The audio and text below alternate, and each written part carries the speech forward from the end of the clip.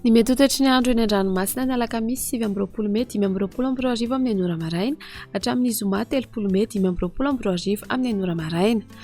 Samy mailo sy mitandrina hatrany isika mpampiasa ranomasina na tsy misy azy ny filazana fampitandremana.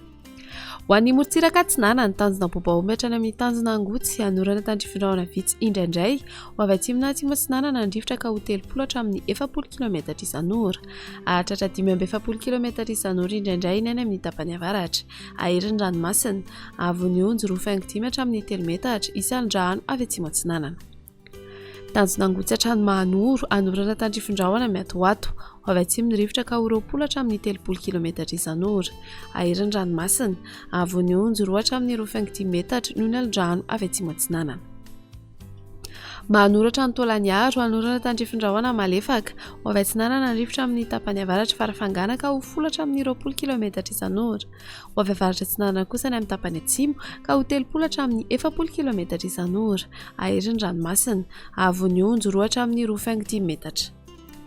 Tolaniaro hatrany amin'ny tanjona Vohimena andrahoana amin'ny ankapobeny ho avy Atsinanana na avaratra Atsinanana ny rivotra ka ho 30 hatramin'ny 40 km isan'ora.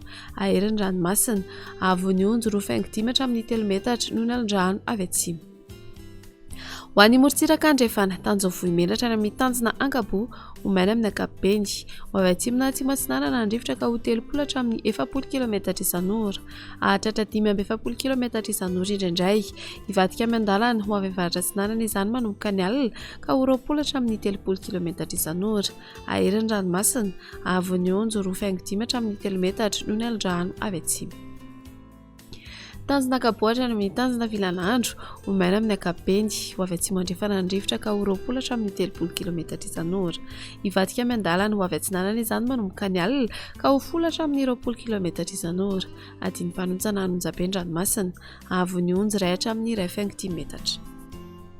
Tanjona Vilanandro hatrany Analalava hanorana tandrifin-drahona amin'ny Tsitokotoko ho avy atsimo Atsinanana ny rivotra ny alina sy ny maraina ka ho 30 hatramin'ny 40 km isan'ora.